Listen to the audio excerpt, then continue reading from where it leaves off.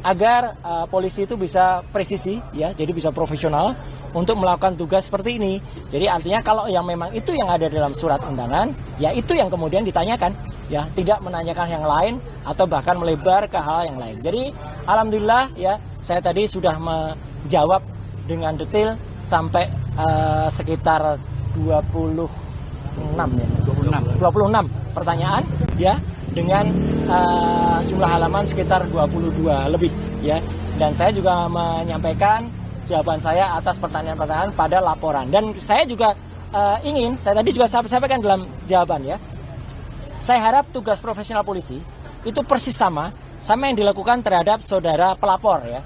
Pelapor itu melaporkan belum ada yang terlapor, gitu. Jadi melaporkan atau membuat laporan ini pada tanggal 30 April 2025 dan langsung terbit hari itu juga, ya, surat perintah penyelidikan pada tanggal yang sama. Ini luar biasa, ya. Kalau ini dilakukan untuk semua masyarakat tentu akan sangat senang karena laporan bisa cepat dan kemudian tegas, presisi langsung.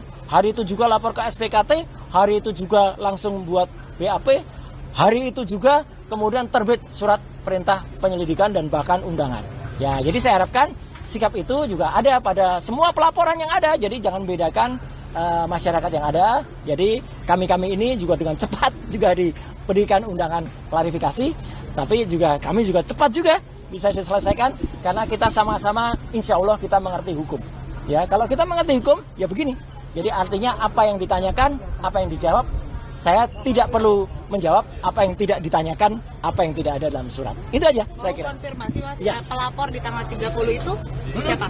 Pelapor di tanggal 30 itu yang saya baca tadi itulah insinyur, tulisannya gitu, ya. Ya, Insinyur Haji Joko Widodo. Tadi yang digali oleh penyidik di dalam apa saja yang terkait dengan pelaporan itu artinya apa? Ya, 22 pelaporan itu banyak soal bagaimana dulu hidup saya, kisah saya. Ya, saya SD, SMP, SMA, ada ijazah semua, ya, gitu. Ya, kemudian S1 UGM asli, S2 UGM asli, S3 UNJ asli, itu saja. Ada lah, jelaskan semua gitu. Dan kemudian apa profesi saya sekarang? Saya profesi sekarang sebagai konsultan telematika dan multimedia. Kemudian saya diminta menjelaskan apa itu telematika. Telematika adalah telekomunikasi, media dan informatika untuk bisa menganalisis. Jadi saya saintis, ya, menganalisis secara independen segala hal yang berbau dengan suara, foto, video dan lain sebagainya. Bahkan saya juga diminta jadi menjelaskan perjalanan hidup saya. Ya, saya jelaskan dulu saya sempat jadi dosen sekitar 8 tahun di UGM, ya. Kemudian 10 tahun saya dosen di ISI, Institut Seni Indonesia. Kemudian saya sempat menjadi anggota KPI, ya, Komisi Penyiaran Indonesia Daerah Istimewa Yogyakarta. Saya sempat juga masuk sebagai anggota DPR Komisi 1, komisi yang menangani Undang-Undang ITE, Undang-Undang Keterbukaan Informasi Publik dan lain sebagainya. Dan kemudian saya sempat membantu Presiden SBY menjadi Menteri Pemuda dan Olahraga di tahun 2013-2014 dan saya kembali menjadi anggota DPR lagi sampai dengan tahun 2019 dan sekarang saya sebagai konsultan independen.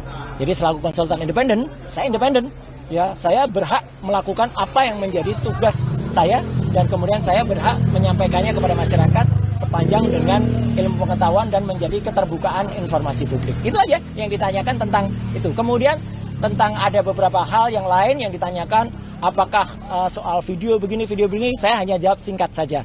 Apakah itu ada pada surat laporan tertanggal 26 Maret 2025. Ketika ditanyakan tidak terkait dengan itu, ya sudah. Jangan tanya saya yang tidak ada kaitannya dengan itu.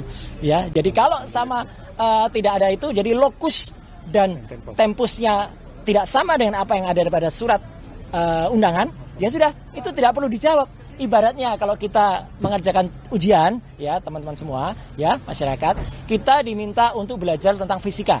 Ternyata nanti pertanyaannya soal kimia, ya jangan dijawab. Wong kita tugasnya adalah menjawab soal fisika. Jadi itu sama cerdasnya. Alhamdulillah tadi penyidik juga cerdas. Siapa? Jadi kalau Bapak tidak menjawab, saya tidak menolak jawaban. Tapi saya keberatan untuk jawab, ya sudah. Artinya clear semuanya. Kemudian itu ada poin sehingga saya juga tidak menyiksa teman-teman untuk harus menunggu sampai tengah malam, ya. Saya juga tidak menyiksa penyidik dan pembuat laporan saya harapkan juga tidak menyiksa masyarakat, ya gitu, dengan membuat laporan-laporan yang tidak ada gunanya atau tidak ada manfaatnya ya bagi seluruh masyarakat. Saya kira itu. Video yang tadi dipertanyakan video apa sih? Video yang tadi dipertanyakan ya karena saya nggak lihat lagi karena saya dipertanyakan nggak ada hubungannya dengan itu ya nggak perlu saya jawabkan.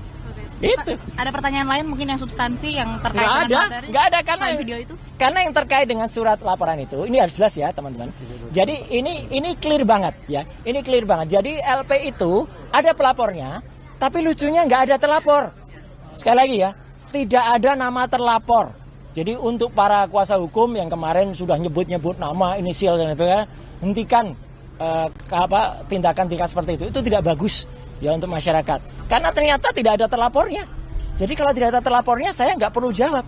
Karena kalau saya menjawab, jangan-jangan saya nanti jadi saksi. Kalau jadi saksi dan saudara yang terlapor itu adalah saksi saudara saya, ya saya nggak boleh jadi saksi.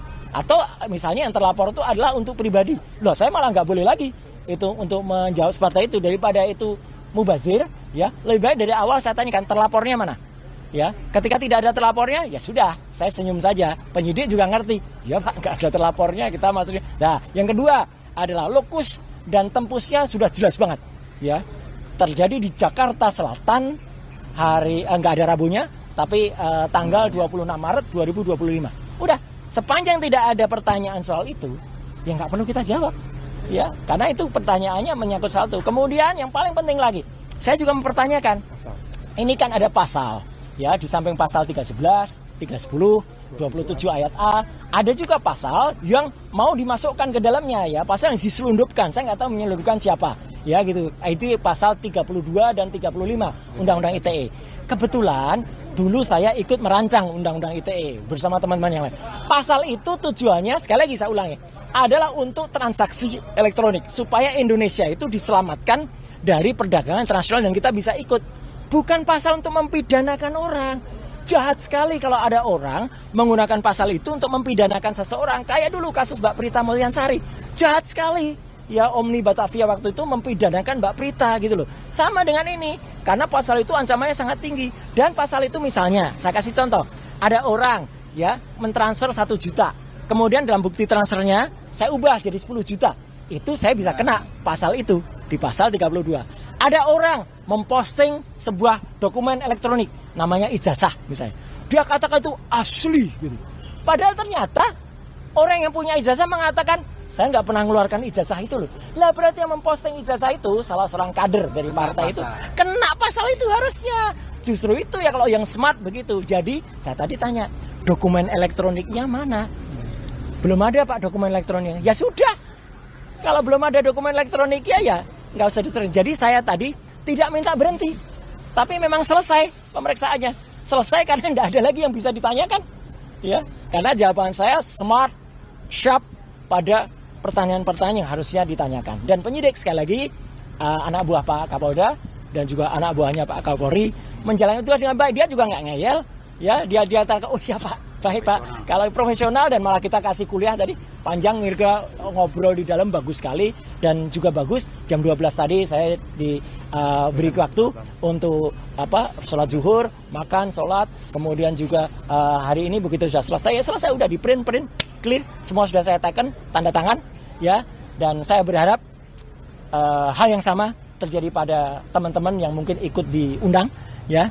Saya harapkan mereka menjawab dengan sharp and clear and clean dan smart. Download Tribun X sekarang. Menghadirkan lokal menjadi Indonesia.